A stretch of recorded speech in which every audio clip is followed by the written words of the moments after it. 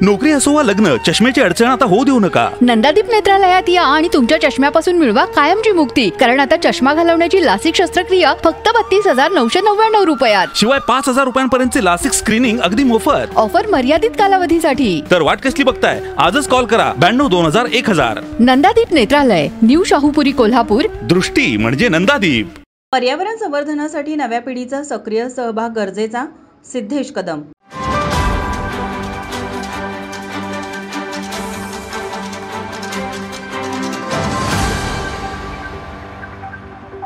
पर्यावरण आणि वातावरण बदल विभाग, महाराष्ट्र शासन, महाराष्ट्र प्रदूषण नियंत्रण मंडळ व डी.वाय. पाटील अभिमत विद्यापीठ यांच्या संयुक्त विद्यमाने आज हॉटेल सयाजी या ठिकाणी पर्यावरणीय अर्थशास्त्र आणि संधी या विषयावर एक दिवसीय परिषद संपन्न झाली. यावेळी माजी आमदार ऋतुराज पाटील म्हणाले, आपण जर एखादा रिसर्च आणि डेव्हलपमेंट विंग जर तयार करू शकलो आणि त्या माध्यमातून कदाचित असेल, पण जर मला माहित नसेल तर, पण जर आपण तसं काय तयार करू शकलो आणि आज कोल्हापूर जिल्ह्यातून सायबर मधून असेल, वालचंद मधून असेल किंवा डी.वाय. पाटील ग्रुप मधून असेल, अनेक विद्यार्थी, अनेक फॅकल्टी इथे उपस्थित आहेत. आज त्यांचं जे इनोव्हेशन मध्ये काम करतात, रिसर्च मध्ये काम करतात, आज त्यांच्याकडे वेगवेगळे इनोव्हेटिव्ह आयडियाज असतात. आज ग्लोबल प्लॅटफॉर्म आपल्या समोर एवढा सोशल मीडिया असेल किंवा ऑनलाईन मीडिया असेल एवढं उपलब्ध आहे. त्यामध्ये नेहमीच एक इनोव्हेटिव्ह पद्धतीनं चांगलं काम मुलं करत असतात, फॅकल्टी करत असतील. तर आज त्यांच्याकडे आपण एखादा टास्क घेऊन कोल्हापूर मधली कुठली तरी अडचण असेल किंवा अनेक शहरातली कुठली अडचण असेल तर त्या विद्यार्थ्यांच्याकडे आपण या सगळ्या गोष्टींचा एखादा टास्क दिला तर ते देखील चांगलं सोल्युशन आणू शकतात, असं माझं प्रामाणिक मत आहे. त्यामुळे एखादी विंग जर आपण डेव्हलप केलं आणि नागरिकांना, मुला मुलींना जर आपण ह्यामध्ये इन्व्हॉल्व्ह केलं तर मला निश्चितपणे खात्री आहे की एक चांगल्या पद्धतीचं सोल्युशन आज या माध्यमातून पुढे येऊ शकतं.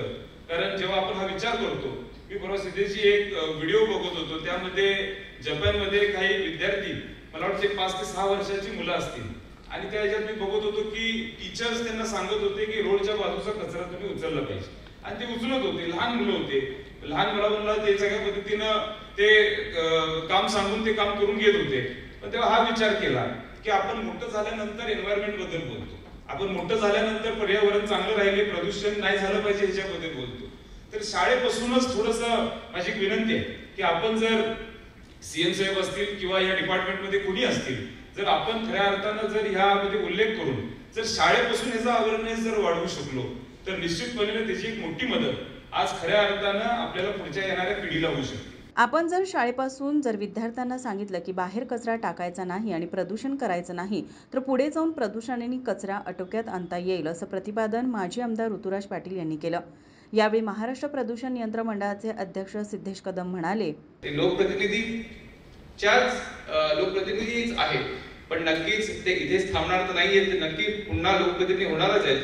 तो जशी यंग पिढी, अशी यंग विचार करणारी, पुढचा विचार करणारी युवा पिढी आम्हाला पाहिजे. मी सुद्धा युवाच आहे, त्यात दाढी पांढरी असली तरी जास्त वयामध्ये फरक नसावा आमचा. पण असं जसं मी म्हणालो की the whole idea of this conference is to create opportunities or to let you know what are the opportunities within the environment for sustainability and for circular economy. आता साधं उदाहरण देतो, जसं रुद्राजी म्हणाले की त्यांच्या फॅसिलिटीज मध्ये कितपत पर्यंत रिसायकल करतात. त्याच्या 2 बाजू आहेत. एका बाजूला नक्कीच एन्व्हायरमेंटच्या दृष्टिकोनाने ते चांगलं आहे, पण रुद्राजी तुम्ही हे नाही सांगितलं त्याच्यामध्ये तुमचे 2 पैसेही वाचतात. ही सत्य आहे.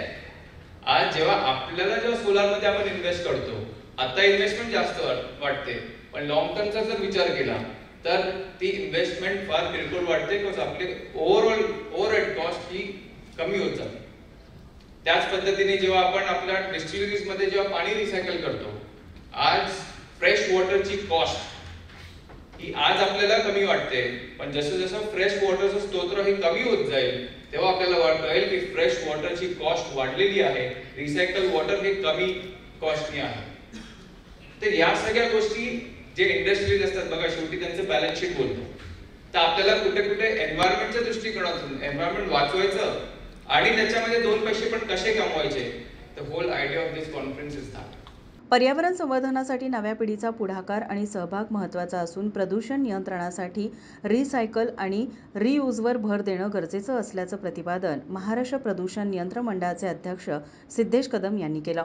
यावेळी विविध औद्योगिक संघटनांचे प्रमुख पदाधिकारी, पर्यावरणवादी, महाराष्ट्र प्रदूषण नियंत्रण मंडळाचे विभागीय अधिकारी जयवंत हजारे, सहसंचालक रवींद्र आंधळे, सांगलीचे उपविभागीय अधिकारी व्ही किल्लेदार, कोल्हापूरचे उपविभागीय अधिकारी PR माने, चिपळूणचे उपविभागीय अधिकारी श्रीपाद कुलकर्णी, उदय गायकवाड, DY पाटील ग्रुपचे कार्यकारी संचालक डॉक्टर AK गुप्ता, कृषी आणि तंत्र विद्यापीठाचे कुलगुरू doctor K Prathapan, CHRO Shrilekha Satam, कुलसचिव doctor VV Bhosale, doctor JA Khot, doctor Ajit Patil यांच्यासह DY पाटील ग्रुपमधील विविध संस्थांचे प्राचार्य, प्रमुख अधिकारी, प्राध्यापक, विद्यार्थी मोठ्या संख्येनं उपस्थित होते. माझा महाराष्ट्र न्यूज, कोल्हापूर.